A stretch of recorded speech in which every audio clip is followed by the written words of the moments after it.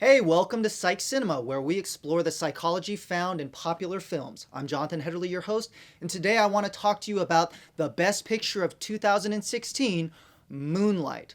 We're going to talk a little bit about the psychology found in the film, but first let me do a very brief recap of what the film is about and my overall takeaway.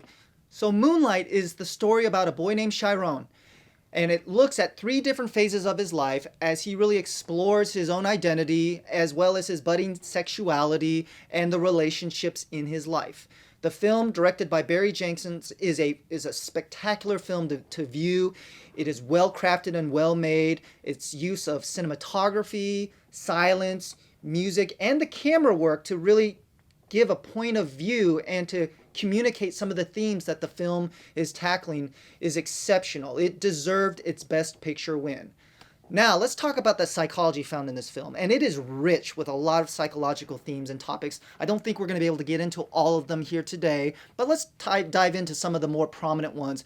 Warning, there's going to be some mild spoilers, so if you haven't seen the film, you don't want to know too much about it, I caution you not to watch any further.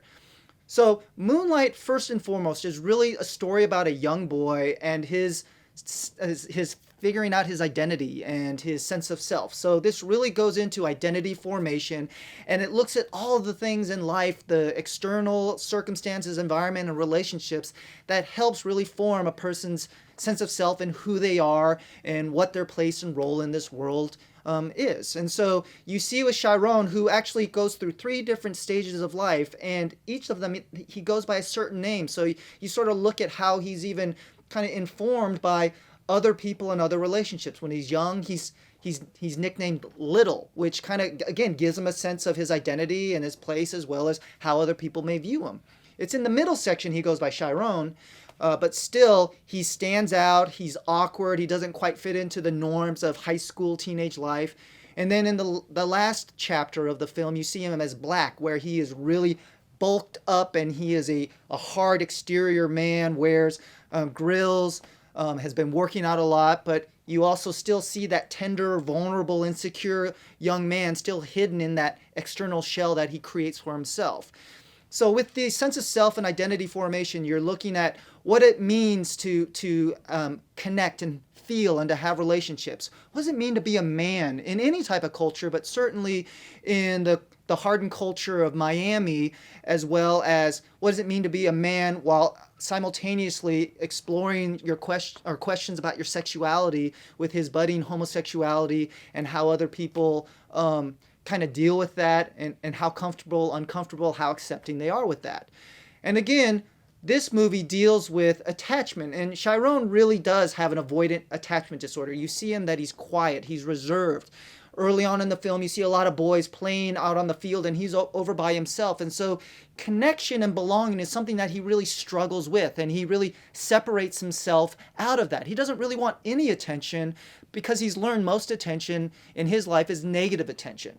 And so with that, you see the defense mechanisms that he puts on, especially later in life. Like I talked about, he's bulked up, he's done some time, he's now really dealing drugs and involved in that world again.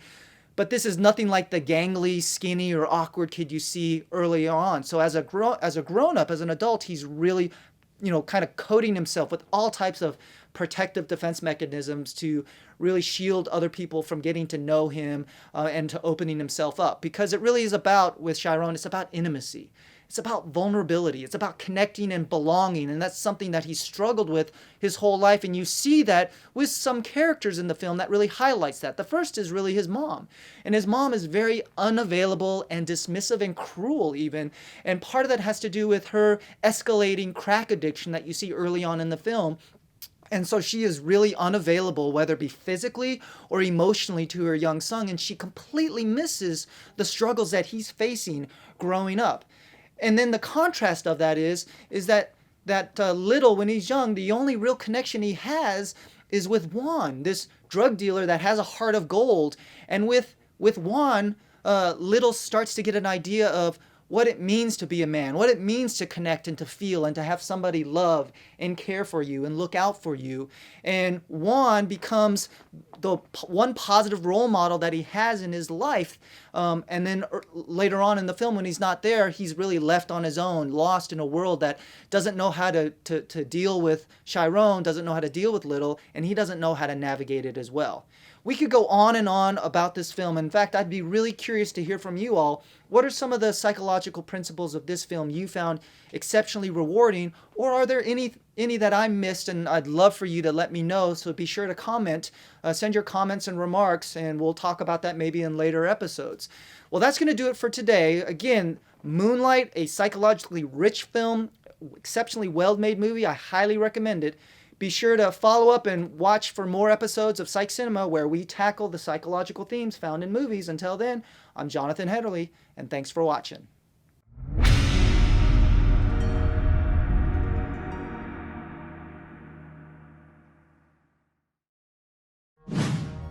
Sleeping.